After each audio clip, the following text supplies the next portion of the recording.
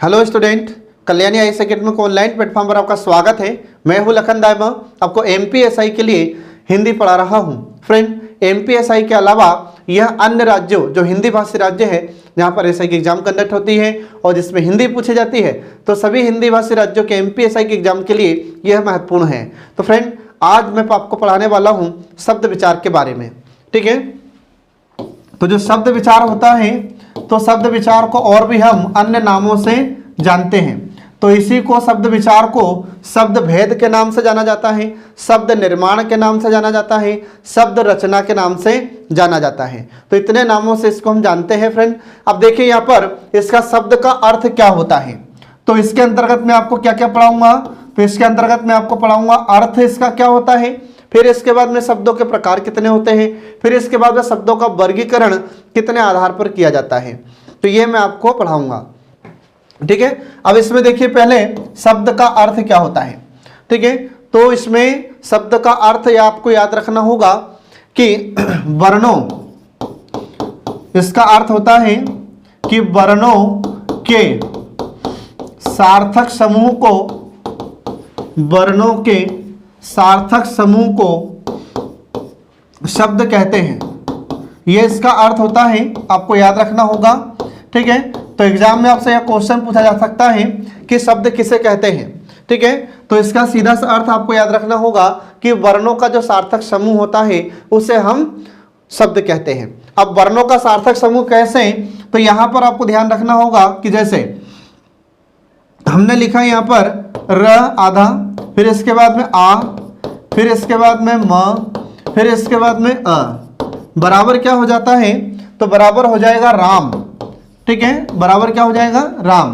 तो इसमें वर्ण कितने फ्रेंड, तो इसमें 4 वर्ण हैं। तो ये चारों वर्णों का मेल हुआ जो क्या बना, ये राम बना है। तो राम का एक अर्थ होता है। ऐसे ही और भी जो शब्द होते हैं, ठीक है, जो कई वर्णों के मेल से बनते हैं और इनका एक अर्थ होता है, तो उसे हम कहते हैं शब्द। तो ये आपको इसमें ध्यान रखना होगा। अब इसके बाद देखिए अगला आ जाता है कि शब्द के भेद कितने होते हैं, शब्द के प्रकार कितने होते हैं। तो फ्रेंड, याद रखना है आपको कि शब्द के प्रकार 2 होते हैं। ठीक है, शब्दों के प्रकार, तो इसमें आपको ध्यान रखना होगा। तो शब्दों के 2 प्रकार हो जाते हैं। कौन कौन से, तो एक हो जाता है सार्थक शब्द और दूसरा होता है निरर्थक शब्द। ठीक है, पहला हो जाता है सार्थक शब्द और दूसरा हो जाता है निरर्थक शब्द। ये इसके ऐसे 2 प्रकार होते हैं। तो पहला देखिए इसमें सार्थक शब्द। अब सार्थक शब्द किसे कहा जाता है, तो ये वे शब्द होते हैं जिनका एक निश्चित अर्थ होता है। ऐसे शब्दों को हम सार्थक शब्द कहते हैं। अब इसका अर्थ क्या हुआ, तो जैसे मैं कुछ शब्द यहाँ पर लिखता हूँ, जैसे कलम, तो कलम शब्द का एक अर्थ होता है, ये आपको ध्यान रखना होगा। तो यह किस प्रकार का शब्द होता है, यह सार्थक शब्द होता है। ऐसे फिर अपन देखें यहाँ पर जैसे फूल हमने लिख दिया, तो फूल भी यहाँ पर सार्थक शब्द है। क्यों, क्योंकि फूल का अपने आप में एक अर्थ होता है। तो ये आपको ध्यान रखना होगा। ठीक है फ्रेंड, अब इसके बाद में दूसरा आता है निरर्थक शब्द। तो निरर्थक शब्द ये वे शब्द होते हैं जिनका अपने आप में कोई अर्थ नहीं होता। तो ऐसे शब्दों को हम निरर्थक शब्द कहते हैं। तो अब ऐसे कुछ शब्द हैं जिनका कोई अर्थ नहीं होता है, जैसे फग है उदाहरण के लिए, तो ये शब्द का अपने आप में कोई अर्थ नहीं है। फिर इसके बाद में ऐसे अगला जाता है यल, फग है, यल है। तो ये इस प्रकार के जो शब्द होते हैं जिनका अपने आप में कोई अर्थ नहीं होता, ऐसे शब्दों को हम सार्थक शब्द कहते हैं, सॉरी निरर्थक शब्द कहते हैं। तो ये आपको ध्यान रखना होगा। तो वे शब्द जिनका अपने आप में कोई अर्थ नहीं होगा, ऐसे शब्दों को हम निरर्थक शब्द कहते हैं। ठीक है, तो ये आपको ध्यान रखना होगा। अब इसके बाद देखिए कि जो शब्दों का वर्गीकरण होता है, तो शब्दों का वर्गीकरण कितने आधार पर होगा, 4 प्रकार से शब्दों का वर्गीकरण किया जाता है। तो देखिए इसमें शब्दों का वर्गीकरण, शब्दों का वर्गीकरण, ठीक है, तो शब्दों का वर्गीकरण 4 प्रकार से किया जाता है फ्रेंड। तो इसके 4 प्रकार कौन कौन से हो जाते हैं, तो देखिए इसमें, ठीक है, तो पहला प्रकार देखिए यहां पर, पहला हो जाएगा अर्थ के आधार पर।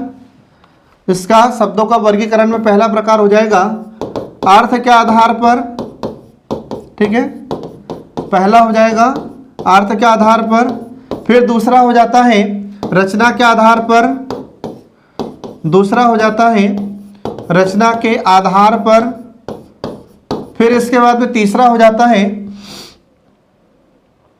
रूपांतर के आधार पर, रूपांतर या रूप भी कहते हैं इसको, तो रूपांतर के आधार पर या रूप के आधार पर, फिर इसके बाद में अगला आ जाता है इसमें उत्पत्ति के आधार पर, उत्पत्ति के आधार पर, ठीक है। तो ऐसे इसको 4 भागों में बांटकर वर्गीकरण किया जाता है।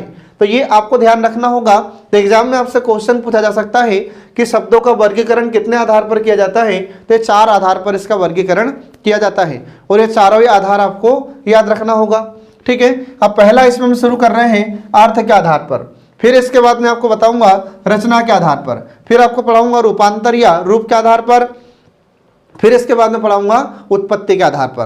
तो ये 4 प्रकार में आपको पढ़ाऊंगा। तो यहाँ पर देखिए पहले अर्थ के आधार पर शब्दों का वर्गीकरण। तो पहला देखिए यहाँ पर अर्थ के आधार पर, ठीक है, पहला होता है अर्थ के आधार पर, ठीक है। अब अर्थ के आधार पर हम देखते हैं इसके 3 प्रकार होते हैं। तो इसके 3 प्रकार कौन कौन से होते हैं? तो पहला प्रकार इसका आता है अभिधेयार्थक, अभिधेयार्थक शब्द। दूसरा हो जाता है लक्ष्यार्थक शब्द, लक्ष्यार्थक शब्द। इसके बाद फिर तीसरा हो जाता है इसका व्यंग्यार्थक शब्द, व्यंग्यार्थक शब्द। ऐसे इसके 3 प्रकार होते हैं अर्थ के आधार पर। अब इसमें पहला हम प्रकार शुरू करते हैं अभिधेयार्थक शब्द, ठीक है। अब अभिधेयार्थक शब्द किसे कहा जाता है ये देखिए इसमें। तो पहला इसका प्रकार हो जाता है अभिधेयार्थक शब्द, पहला हो जाता है अभिधेयार्थक शब्द। अब ये अभिधेयार्थक शब्द किसे कहते हैं? तो इसमें आपको याद रखना होगा कि वे शब्द जिनका हमें सीधा सीधा अर्थ प्राप्त होता है, ऐसे शब्दों को हम अभिधेयार्थक शब्द कहते हैं। इसमें कोई घुमाने फिराने वाली बातें नहीं होती। आ रहा समझ में? तो इसका अर्थ कैसा याद रखेंगे आप कि अभिधेयार्थक शब्द किसे कहते हैं? तो वे शब्द जिनका सीधा अर्थ प्राप्त होता है, सीधा अर्थ प्राप्त होता है, सीधा अर्थ प्राप्त होता है, उसे हम अभिधेयार्थक शब्द कहते हैं, ठीक है फ्रेंड। अब जिसमें मैं आपसे कहूं उदाहरण इसका कि वह बच्चा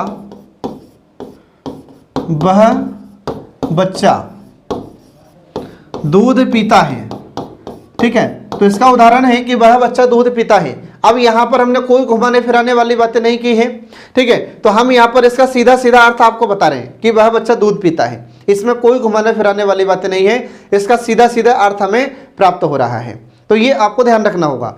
अब इसके बाद फिर इसी अभिधेयार्थक में और किसको किसको शामिल किया जाता है? तो इसी अभिधेयार्थक शब्द में फ्रेंड याद रखना होगा कि जैसे पर्यायवाची शब्द होते हैं, ठीक है। तो जो पर्यायवाची शब्द होते हैं, तो पर्यायवाची शब्दों को भी किस में शामिल किया जाता है? तो इसी में शामिल करते हैं अभिधेयार्थक शब्द में। ये आपको ध्यान रखना होगा। फिर इसके बाद में ऐसे ही एकार्थी शब्द होते हैं। तो एकार्थी शब्द का मतलब क्या हो जाएगा कि जिनका एक ही अर्थ होता है, ऐसे शब्दों को एकार्थी शब्द कहते हैं। इसके बाद फिर इसी में अनेकार्थी शब्दों को शामिल किया जाता है।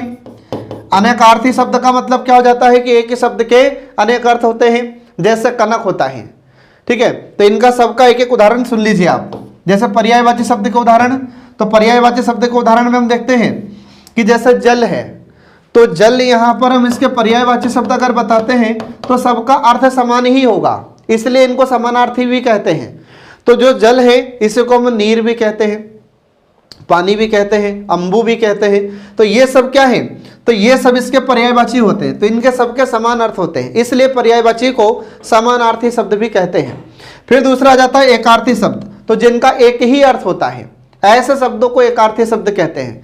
उदाहरण के लिए जैसे हम बोले कि जैसे पटना, तो पटना ये शहर का नाम है, तो इसका एक ही अर्थ है, दूसरा इसका कोई अर्थ नहीं होता। ऐसे शब्दों को हम एकार्थी शब्द कहते हैं। फिर इसके बाद में तीसरा आता है अनेकार्थी शब्द।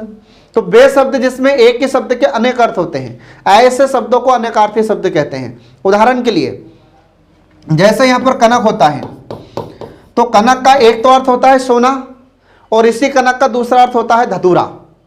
फिर इसके बाद में ऐसे ही अगला इसी का आ जाता है हार शब्द। तो हार के भी अनेक अर्थ होते हैं, एक तो हार जो पराजय हो जाती है, और दूसरा हार जो गले की माला होती है। तो ऐसे इसमें एक ही शब्द के अनेक अर्थ होते हैं, जिसको हम अनेकार्थी शब्दों में शामिल करते हैं। ठीक है फ्रेंड, तो ये आपको ध्यान रखना होगा। इसके बाद फिर इसी अवैधार्थक में विलोम शब्द को भी शामिल किया जाता है, ये आपको ध्यान रखना होगा। तो विलोम शब्द में हम देखते हैं कि इसमें सीधा सीधा अर्थ हमें पता चलता है, इसमें कोई घुमाने फिराने वाली बात नहीं होती। तो जो विलोम शब्द होता है, जैसे हम देखें कि रात, तो रात का उल्टा क्या हो जाएगा, रात का उल्टा होगा दिन। आ रहा समझ में, ये आपको ध्यान रखना होगा। अब इसके बाद फिर यहां पर ये जो अविध्यार्थक शब्द होते हैं, तो इनका अर्थ हमें कहां से प्राप्त होता है, या इनका अर्थ कैसे निकलता है। तो जो अभिधा शब्द शक्ति होती है, तो अभिधा शब्द शक्ति से हमें जो अर्थ प्राप्त होते हैं, उनको रखा जाता है अविध्यार्थक शब्द में। ठीक है फ्रेंड, तो अभिधा शब्द शक्ति भी क्या होती है, जिसमें सीधा सीधा अर्थ हमें प्राप्त होता है, उसको अभिधा शक्ति कहते हैं। ठीक है, तो ये आपको ध्यान रखना होगा। अब इसके बाद फिर दूसरा इसका प्रकार आ जाता है लक्ष्यार्थक शब्द। ठीक है, दूसरा प्रकार हो जाता है लक्ष्यार्थक शब्द। अब जो लक्ष्यार्थक शब्द होता है, तो इसका अर्थ क्या होता है, तो वे शब्द जिनका सीधा अर्थ हमें प्राप्त नहीं होता और लक्षण के आधार पर हमें लक्ष्य अर्थ प्राप्त होता है, तो ऐसे शब्दों को हम लक्ष्यार्थक शब्द कहते हैं। फिर से सुनो, इसका अर्थ क्या होता है कि वे शब्द जिनका सीधा अर्थ प्राप्त नहीं होता, सीधा अर्थ प्राप्त नहीं होता, ठीक है, और लक्षण के आधार पर, लक्षण के आधार पर अर्थ प्राप्त होता है, तो ऐसे शब्दों को हम अर्थ प्राप्त होता है, तो ऐसे शब्दों को हम लक्ष्यार्थक शब्द कहते हैं। और इसमें लक्षणा शब्द शक्ति के माध्यम से हमें अर्थ प्राप्त होते हैं शब्दों के। तो ये आपको इसमें ध्यान रखना होगा फ्रेंड। ठीक है, तो लक्ष्यार्थक शब्द क्या है, तो वे शब्द होते हैं जिनका अर्थ हमें सीधा प्राप्त ना होकर लक्षण के आधार पर हमें प्राप्त होते हैं, तो ऐसे शब्दों को हम लक्ष्यार्थक शब्द कहते हैं। ये आपको ध्यान रखना होगा। ठीक है फ्रेंड, अब इसके बाद में इसका उदाहरण क्या है हमारे पास, तो इसका उदाहरण यह है, जैसे, तो इसका उदाहरण यह है कि वह दूध पीता बच्चा है, वह दूध पीता बच्चा है। इससे पहले हमने आपको एक सेंटेंस बताया था कि वह बच्चा दूध पीता है, तो उसमें हमें सीधा सीधा अर्थ प्राप्त हुआ था। लेकिन अब हम यहां पर बोल रहे हैं कि वह दूध पीता बच्चा है, तो वह दूध पीता बच्चा, इसका मतलब क्या है कि यहां पर ना समझ की बात की जा रही है। जैसे हम कई बार क्या कहते हैं, जैसे कुछ लोगों को समझ में नहीं आता है, तो हम उनको क्या बोलते हैं, हम उनको बोल देते हैं कि वह दूध पीता बच्चा इसलिए नहीं समझ रहा है। मतलब हम उसको क्या कहते हैं, हम उसको नासमझ कहते हैं। ठीक है, हम उसको क्या कहते हैं, नासमझ कहते हैं। ठीक है, तो यहां पर हमें अर्थ कैसा प्राप्त हो रहा है, तो हमें अर्थ यहां पर लक्षण के आधार पर प्राप्त होते हैं, इसलिए इसको लक्ष्यार्थक शब्द कहते हैं। इसमें मुहावरों के माध्यम से भी अर्थ को प्रस्तुत किया जाता है, मुहावरों के माध्यम से भी यहां पर अपनी बातों को प्रस्तुत किया जाता है, इसलिए इसको हम लक्ष्यार्थक शब्द कहते हैं। और यहां पर हमें जो लक्ष्य प्राप्त होता है वह लक्षणा शब्द शक्ति के माध्यम से अर्थ प्राप्त होते हैं। तो ये आपको इसमें ध्यान रखना होगा। अब इसके बाद फिर तीसरा प्रकार आता है इसका व्यंग्यार्थक शब्द। तीसरा प्रकार है व्यंग्यार्थक, तीसरा प्रकार है इसका व्यंग्यार्थक शब्द।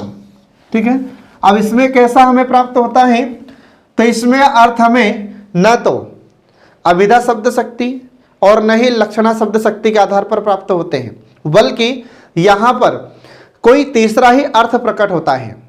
आ रहा समझ में? तो इसमें हम अर्थ कैसे समझेंगे, इसको कैसे याद रखेंगे? तो वे शब्द जिनका सामान्य अर्थ न निकलकर कोई तीसरा ही अर्थ प्रकट होता है या कोई अन्य ही अर्थ प्रकट होता है, तो ऐसे शब्दों को हम अव्यंग्यार्थक शब्द कहते हैं। तो ये आपको ध्यान रखना होगा फ्रेंड। तो वे शब्द जिनका सामान्य अर्थ के स्थान पर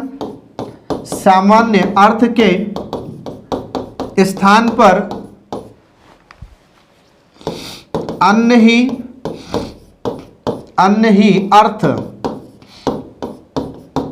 ही अर्थ प्रकट होता है, तो उसे हम व्यंग्यार्थक शब्द कहते हैं। तो इसका मतलब क्या हुआ कि कुछ ऐसे शब्द होते हैं जिनका हमें देखने में लगता है कि सामान्य अर्थ ये होगा, लेकिन उसका कोई तीसरा ही अर्थ प्रकट होता है। तो ये सामान्य अर्थ के स्थान पर कोई अन्य ही अर्थ इनका प्रकट होता है, कोई तीसरा ही अर्थ प्रकट होता है, तो ऐसे शब्दों को हम व्यंग्यार्थक शब्द कहते हैं। और इन शब्दों का अर्थ हमें व्यंजना शब्द शक्ति के माध्यम से प्राप्त होते हैं। आ रहा समझ में? अब एक मैं आपको उदाहरण देता हूं कि यहां पर देखिए कोई तीसरा ही अन्य अर्थ कैसे निकलता है। तो इसका उदाहरण आता है, जैसे हमने लिखा यहां पर पीतांबर, ठीक है? तो पीतांबर हमने यहां पर लिखा, तो यहां पर हम देखेंगे कि पीत धन अंबर बराबर पीतांबर हो जाता है। तो पीला है अंबर जिसका, अर्थात भगवान श्री कृष्ण।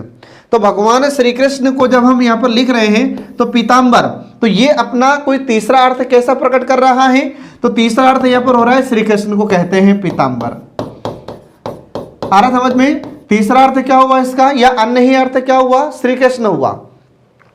तो मतलब क्या, पीतांबर मतलब सीधा सा है कि पीले वस्त्र धारण करने वाला। तो पीले वस्त्र धारण करने वाला तो कोई भी हो सकता है, ये इसका सामान्य अर्थ हुआ। लेकिन अन्य अर्थ क्या हुआ? तो अन्य अर्थ हुआ इसका श्री कृष्ण।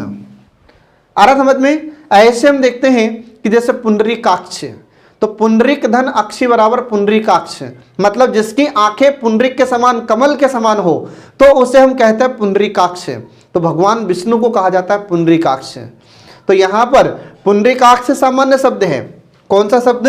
पुंडरीकाक्ष। ठीक है, यहां पर देखिए इसमें कि जैसे पुंडरीकाक्ष, ठीक है, तो जो पुंडरीकाक्ष होता है ये सामान्य शब्द है। तो जब हम इसका एक अर्थ निकालते हैं तो कमल के समान आंखें, पुंडरीक के समान अक्षी, ठीक है, मतलब कमल के समान आंखें। तो इसका तीसरा अर्थ क्या निकलेगा? तो इसका तीसरा अर्थ हो जाएगा श्री विष्णु भगवान। आ रहा समझ में? तो जब हम इसका सामान्य अर्थ निकालते हैं तो सामान्य अर्थ यह होता है कि पुंडरीक के समान अक्षी। पुंडरीक का मतलब होता है कमल, अक्षी का मतलब आंखें, ठीक है। तो पुंडरीक के समान आंखें कौन है? किसकी आंखें पुंडरीक के समान? तो भगवान विष्णु की आंखें कमल के समान है। तो भगवान विष्णु को कहा जाता है, याद रखना, ठीक है। तो भगवान विष्णु को कहा जाता है पुंडरीकाक्ष। तो ये आपको ध्यान रखना होगा, ठीक है। अब इसके बाद देखिए अगला। तो इस प्रकार से यहां पर पहला अर्थ के आधार पर शब्द के 3 प्रकार समाप्त हुए। अब इसके बाद शुरू करते हैं अगला प्रकार। देखिए रचना के आधार पर दूसरा प्रकार इसमें आता है रचना के आधार पर, ठीक है, रचना के आधार पर। तो मैंने आपको शुरू में ही बताया था कि जो शब्दों का वर्गीकरण होता है, तो शब्दों का वर्गीकरण कितने आधार पर किया जाता है? 4 आधार पर किया जाता है। पहला आधार बताया था मैंने आपको अर्थ के आधार पर, दूसरा रचना के आधार पर, तीसरा रूपांतर के आधार पर, चौथा उत्पत्ति के आधार पर, ठीक है। तो यहां पर अब देखिए दूसरा प्रकार इसका। तो दूसरे प्रकार के कितने प्रकार हो जाते हैं? तो दूसरे प्रकार के 3 प्रकार होते हैं। तो 3 प्रकार कौन कौन से? तो पहला हो जाता है रूढ़ शब्द, पहला हो जाता है रूढ़ शब्द, दूसरा होता है यौगिक शब्द, दूसरा होता है यौगिक शब्द, इसके बाद फिर तीसरा होता है इसमें योगरूढ़ शब्द, योगरूढ़ शब्द। ऐसे इसके 3 प्रकार होते हैं। अब इसमें पहला हम शुरू कर रहे हैं रूढ़ शब्द, ठीक है। और रूढ़ शब्द किसे कहा जाता है ये देखिए। तो पहला प्रकार यहां पर देखिए रूढ़ शब्द। रूढ़ शब्द। ठीक है, अब रूढ़ शब्द किसे कहा जाता है? तो ये वे शब्द होते हैं जिनका खंडन करने पर इनके खंडों का कोई अर्थ नहीं होता। ऐसे शब्दों को हम रूढ़ शब्द कहते हैं। ठीक है, ये कैसे शब्द होते हैं? तो ये वे शब्द होते हैं जिनके खंडों का या किसी शब्द का खंडन करने पर उसके खंडों का, उसके भागों का कोई एक अर्थ नहीं होता। ऐसे शब्दों को हम क्या कहते हैं? रूढ़ शब्द कहते हैं। तो ये आपको ध्यान रखना होगा। अब इसके कुछ उदाहरण देखिए, जैसे तो इसके कुछ उदाहरण में हमने लिखा यहां पर, जैसे आज लिख दिया। ठीक है, उदाहरण के लिए है आज। तो आज शब्द हमने यहां पर लिखा है, तो ये कैसा शब्द है? रूढ़ शब्द है। ठीक है, अब जब इसको हम अलग करेंगे, जैसे इसका खंडन हमने कर दिया, तो आ को लिख दिया अलग और ज को लिख दिया अलग। ठीक है, तो यहां पर हम देखेंगे कि इसमें आ का अपने आप में कोई अर्थ है क्या? नहीं है। ज का कोई अर्थ है क्या अपने आप में? नहीं है। तो ये यहां पर किस प्रकार का शब्द है? ये यहां पर इस प्रकार से ये रूढ़ शब्द है। ऐसे ही दूसरा उदाहरण हम देखते हैं कि जैसे घर, तो घर शब्द कैसा है? तो यह भी रूढ़ शब्द है। क्यों रूढ़ शब्द है? क्योंकि जब इसके हम भागों को अलग अलग कर देते हैं, घ अलग लिख दिया और र अलग लिख दिया, तो क्या घ का अपने आप में कोई अर्थ है? यहां पर नहीं है। क्या र का अपने आप में कोई अर्थ है? नहीं है। तो इसलिए घर कैसा शब्द हुआ? रूढ़ शब्द हुआ। ऐसे ही जब हम शेर लिख देते हैं, जैसे हमने लिख दिया यहां पर शेर, तो शेर भी कैसा शब्द है? तो यह भी रूढ़ शब्द है। क्यों रूढ़ शब्द है? क्योंकि जब इसके खंडन हम कर देते हैं, तो इसके जो खंड होते हैं, से अलग लिख दिया, र अलग लिख दिया, तो से का अपने आप में कोई अर्थ नहीं होगा और र का अपने आप में कोई अर्थ नहीं होगा। तो इसलिए यह भी कैसा शब्द है? तो यह भी रूढ़ शब्द होता है। ठीक है फ्रेंड, तो ये आपको ध्यान रखना होगा। अब इसके बाद में दूसरा आ जाता है यौगिक शब्द। दूसरा इसका प्रकार हो जाता है यौगिक शब्द। यौगिक शब्द, अब यौगिक शब्द किसे कहा जाता है? तो यौगिक शब्द वे शब्द होते हैं जो दो शब्दों से मिलकर बनते हैं और इनका खंडन करने पर इसके खंडों का अपना अपना अर्थ होता है। ऐसे शब्दों को हम यौगिक शब्द कहते हैं। ठीक है, तो इसका अर्थ आप लोगों को याद रखना है कि यौगिक शब्द क्या होता है। तो यौगिक का मतलब ही होता है मिलकर बनना। ठीक है, तो वे शब्द जो दो शब्दों से या दो से अधिक से मिलकर बनते हैं, वे शब्द जो दो शब्दों से या इससे अधिक से मिलकर भी बनते हैं, दो शब्दों से या अधिक, दो या अधिक शब्दों से मिलकर बनते हैं, ऐसे शब्दों को हम यौगिक शब्द कहते हैं। तो वे शब्द हैं जो दो शब्दों से मिलकर बनते हैं और इनका खंडन करने पर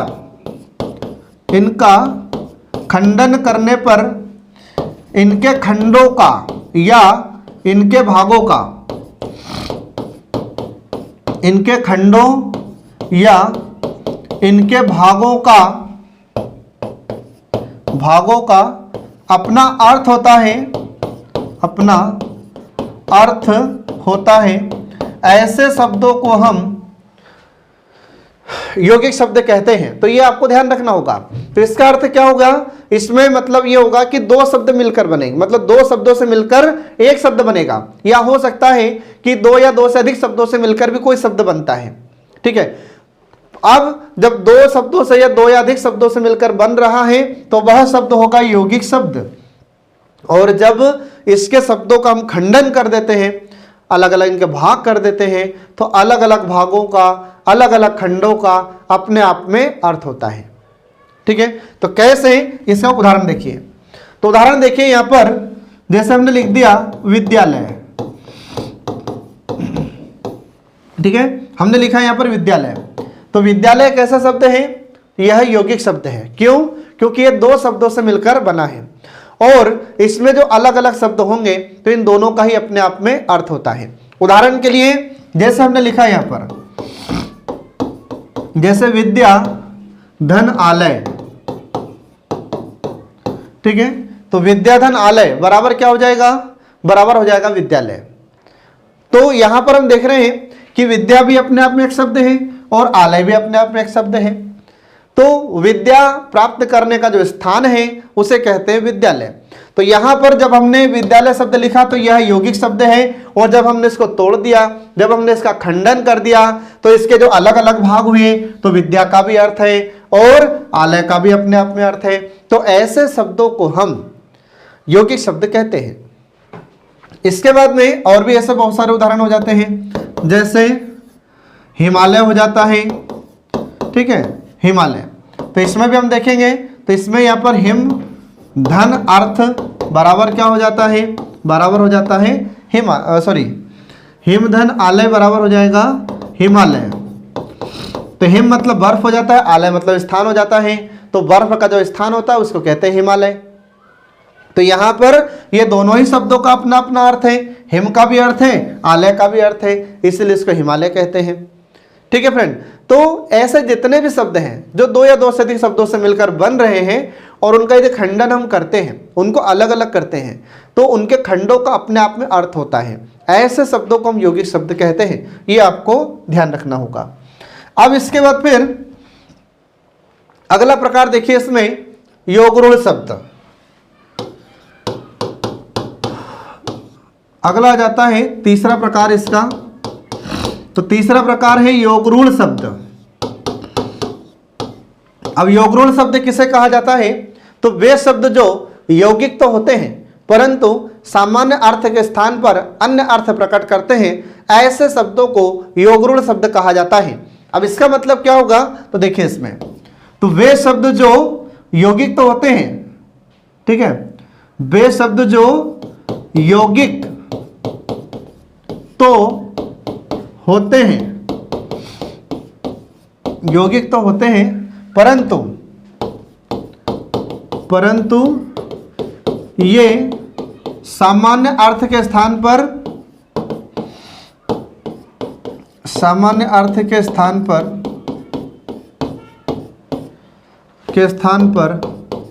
अन्य अर्थ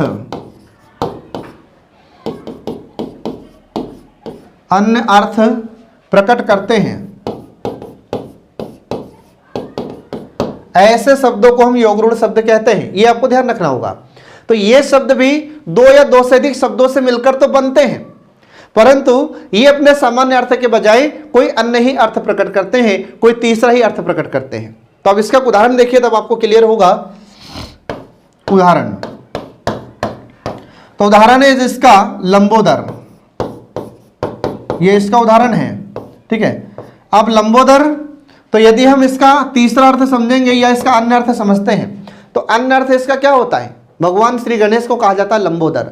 तो जब हम इसका विग्रह करते हैं, तो विग्रह करेंगे तो क्या हो जाएगा कि लंबा है उधर जिसका, अर्थात कौन, बराबर हो जाएगा श्री गणेश।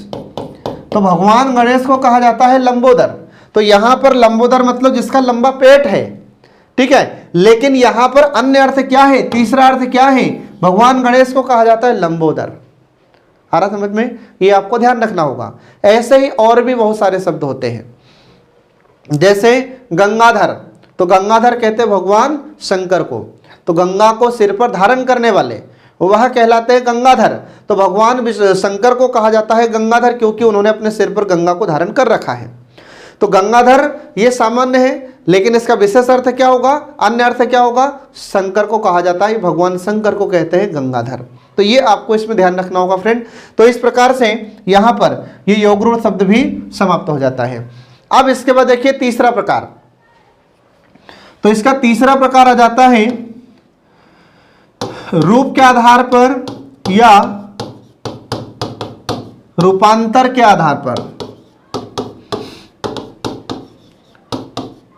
रूप के आधार पर या रूपांतर के आधार पर, ठीक है। अब रूप के आधार पर या रूपांतर के आधार पर ये दो प्रकार के शब्द होते हैं। तो दो प्रकार के कौन कौन से, तो पहला हो जाता है इसका, पहला प्रकार है विकारी शब्द और दूसरा हो जाता है अविकारी शब्द।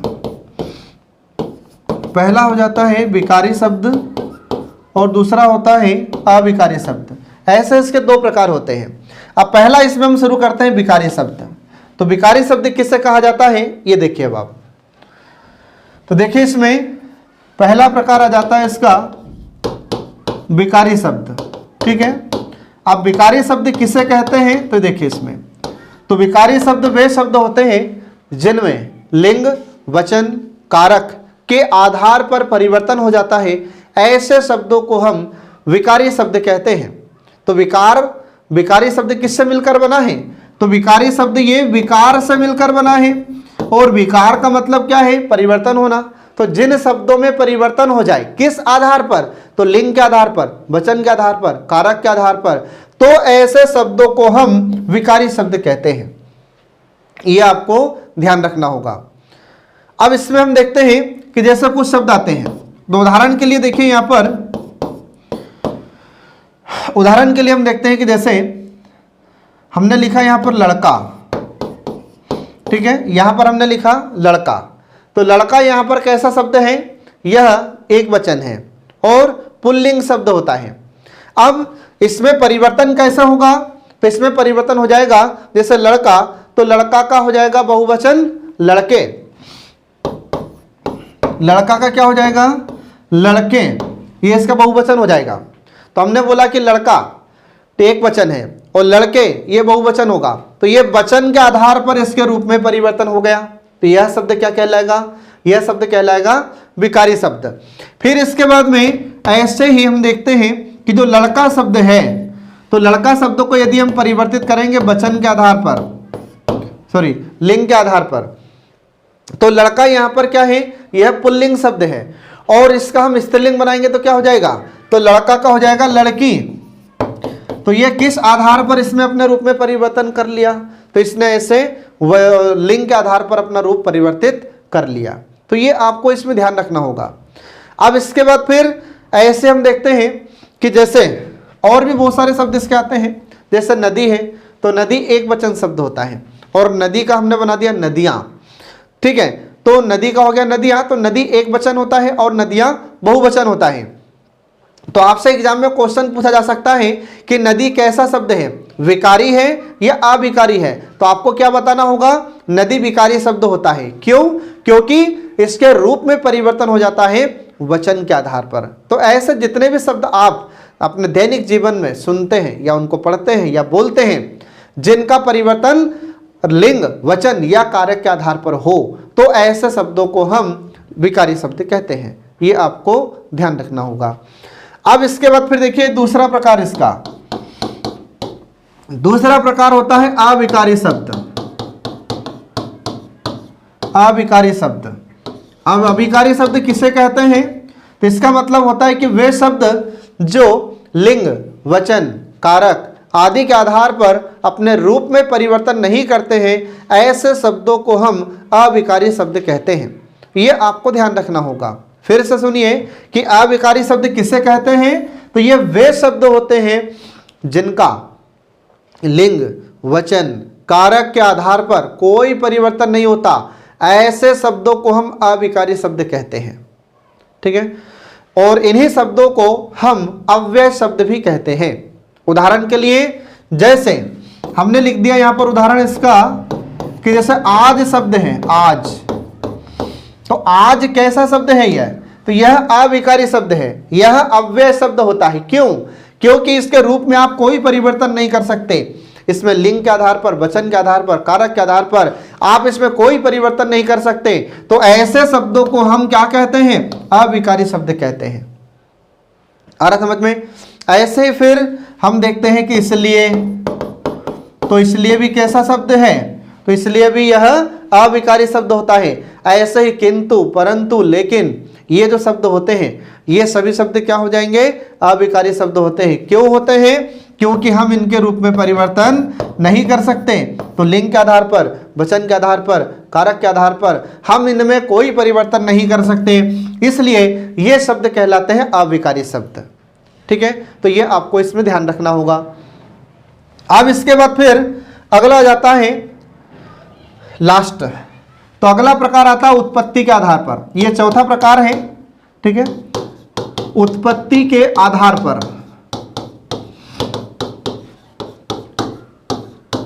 अगला प्रकार और चौथा प्रकार है इसमें उत्पत्ति के आधार पर। अब उत्पत्ति के आधार पर कितने प्रकार के होते हैं? तो उत्पत्ति के आधार पर 5 प्रकार के शब्द होते हैं ये। तो ये 5 प्रकार कौन कौन से होते हैं? पहला देखिए, तो पहला प्रकार हो जाता है इसमें तत्सम शब्द। पहला प्रकार है तत्सम शब्द। फिर इसके बाद देखिए इसमें ऐसे ही दूसरा, फिर ऐसे ही तीसरा आ जाएगा, ऐसे ही चौथा आ जाएगा और ऐसे ही 5वां प्रकार आ जाएगा। तो यहां पर देखिए इसका दूसरा प्रकार हो जाता है तद्भव शब्द। दूसरा हो जाएगा तद्भव शब्द। तीसरा हो जाता है देशज शब्द, देशज शब्द। चौथा हो जाता है विदेशज शब्द, विदेशज शब्द। और 5वां प्रकार हो जाता है इसमें संकर शब्द। ऐसे इसके ये 5 प्रकार होते हैं किसके? उत्पत्ति के आधार पर। तो ये आपको ध्यान रखना होगा, एग्जाम में आपसे क्वेश्चन पूछा जा सकता है कि उत्पत्ति के आधार पर शब्दों का वर्गीकरण कितने आधार पर करते हैं। तो ये 5 प्रकार आपको याद रखना होगा। अब इसमें पहला शुरू करते हैं तत्सम शब्द। ठीक है, अब देखिए तत्सम शब्द किसे कहते हैं? तो पहला देखिए इसमें तत्सम शब्द, तत्सम शब्द। अब जो तत्सम शब्द होता है इसका मतलब क्या होगा? तो यह भी 2 शब्दों से मिलकर बनता है, तत् धन सम। यह भी 2 शब्दों से मिलकर बनता है, तत् धन सम। बराबर क्या हो जाएगा? बराबर हो जाएगा तत्सम। तो तत्सम मतलब क्या? तो तत् मतलब पूर्व में और सम मतलब समान।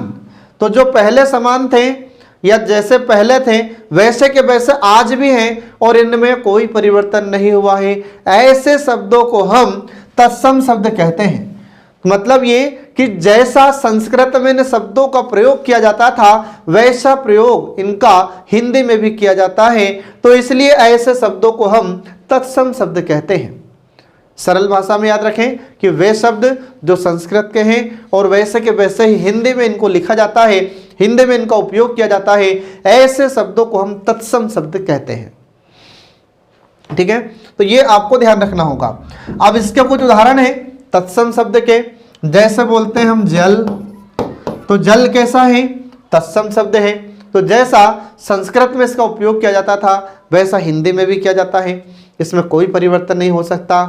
ठीक है, इसके बाद फिर ऐसे ही जैसा मातृ, तो मातृ यह तत्सम शब्द है। और फिर इसके बाद हम देखते हैं कि इसका वर्तमान में मतलब हिंदी में भी इसका ऐसा ही प्रयोग किया जाता है, इसमें कोई परिवर्तन नहीं करते। तो ऐसे शब्दों को हम तत्सम शब्द कहते हैं। ठीक है फ्रेंड, तो तत्सम शब्द का, इसके बाद फिर अनेकार्थी शब्दों का, विलोम शब्द का, पर्यायवाची शब्दों का, तद्भव शब्दों का, ये इनका एक अलग अलग सबके टॉपिक हैं। मैं आगे आपको इनको पूरा डिटेल में और पढ़ाऊंगा। अभी तो यहाँ पर हम क्या पढ़ा रहे हैं आपको? तो यहाँ पर तो अभी हम आपको सिर्फ शब्दों का वर्गीकरण पढ़ा रहे हैं। ठीक है, अब इसके बाद देखिए अगला आ जाता है तद्भव शब्द। तो दूसरा प्रकार होता है तद्भव शब्द। तद्भव शब्द। अब तद्भव शब्द किसे कहते हैं? तो वे शब्द होते हैं जो क्षेत्रीय बोलियों के कारण अपना रूप परिवर्तित कर चुके हैं, ऐसे शब्दों को हम तद्भव शब्द कहते हैं। ठीक है, अब तद्भव शब्द कौन कौन से हैं? तो इसके कुछ उदाहरण आपको याद रखना होगा।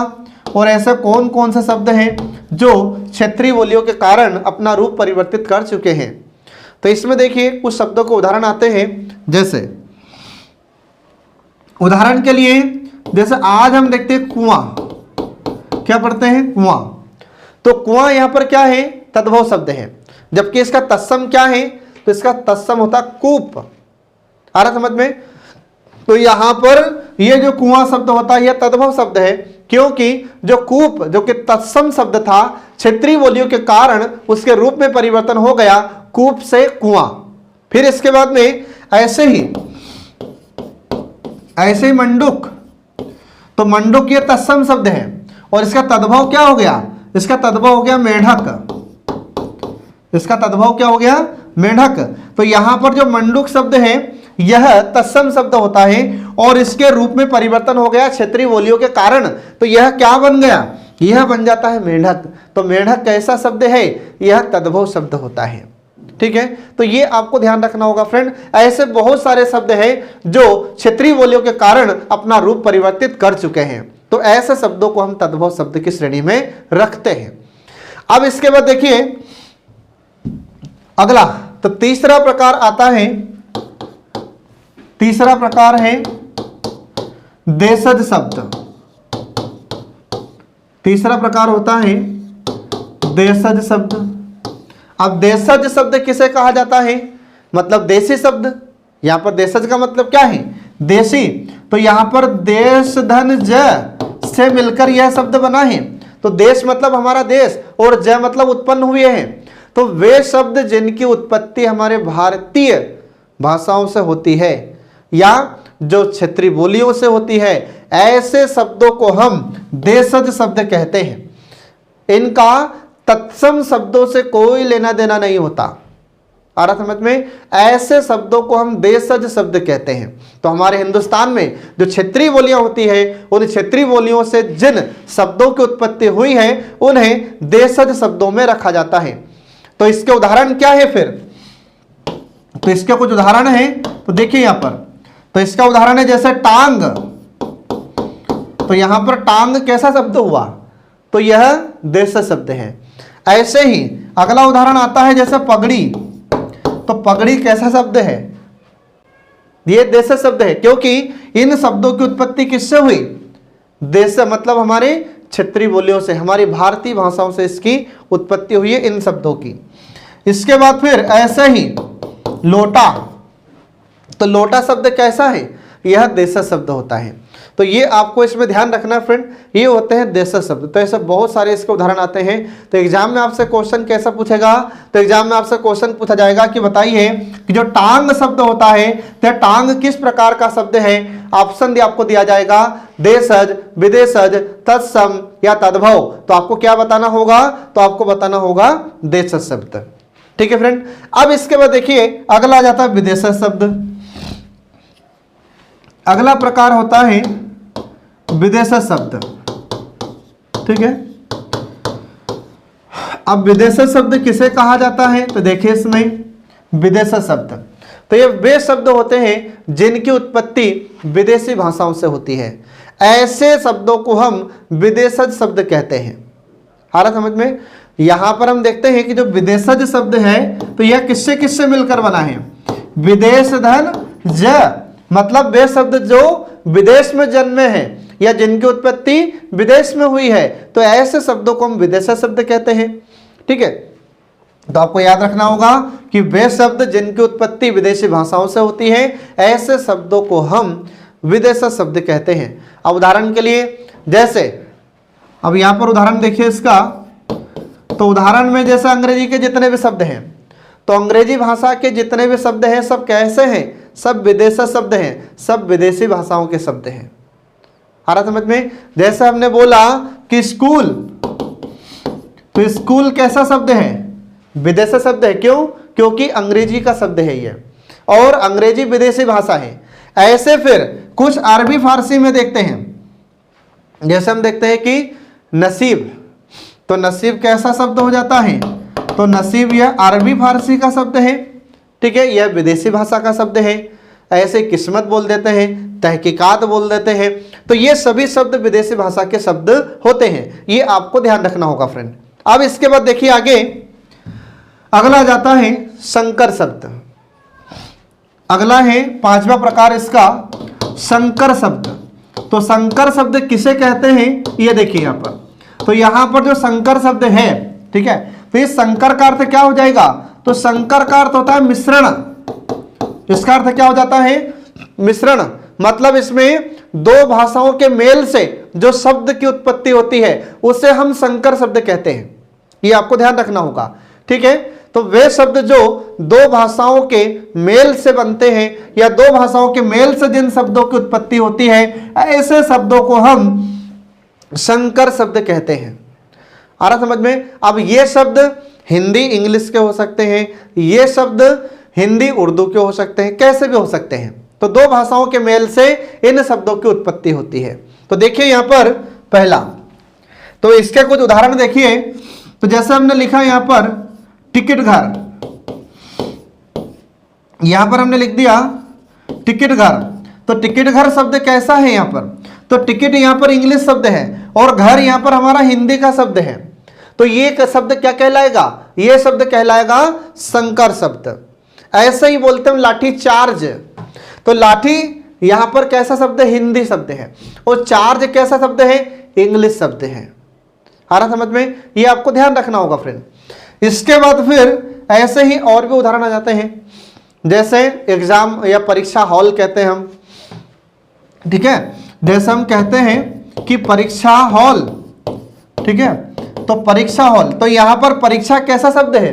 तो परीक्षा तो यहां पर हिंदी शब्द है और हॉल कैसा शब्द है? तो ये अंग्रेजी वर्ड है, अंग्रेजी का शब्द है हॉल। तो ये ऐसे विदेशी भाषाओं से और हमारी भारतीय भाषाओं से मिलकर बनते हैं। मतलब जरूरी नहीं है कि हमारी भारतीय भाषा और अंग्रेजी हो, कोई सी भी भाषा से मिलकर बन सकते हैं, बस दो भाषाओं का मेल इसमें होता है। तो दो भाषाओं के मेल से जो शब्द बनते हैं उसे हम संकर शब्द कहते हैं। ये आपको ध्यान रखना होगा फ्रेंड, ठीक है। तो इस प्रकार से यहाँ पर ये हमारा शब्द विचार का टॉपिक समाप्त हो जाता है। तो आई होप आप लोग इसको बहुत अच्छे से समझ गए होंगे। तो पढ़ते रहिए और देखते रहिए कल्याणी आईएएस एकेडमी के सभी वीडियोस, जो आपको आपके एग्जाम में सफलता दिलाने में महत्वपूर्ण भूमिका निभाते हैं। Thanks for watching.